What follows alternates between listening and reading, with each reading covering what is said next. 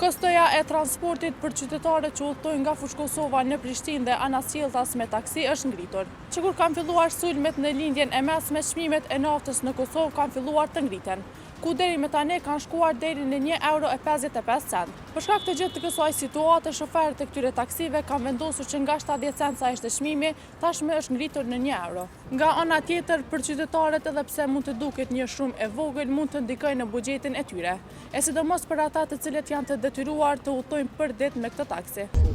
Sot një ndojës të dy, ishë rrismimi edhe për taksi këto, a? Boj, njerë më shumë. Shani. Një bu më veçan i rami këtë për rritë. Po, dhe nuk e mund nga. Na nuk e morëm heshpi ati e tashme, nofte. E ka shtrajtu që Albin Tush 50 liter, 50 cent liter e ka. Njërë 70 prej acita në Skëndraj. Shani. Ku mos më rritë tani? Sopi dujnë, a vëdin sopi dujnë, pikosh që pilen, as nuk e tha me izroja dhe 30 cent, a vëdin, se mund si. Jo ma po për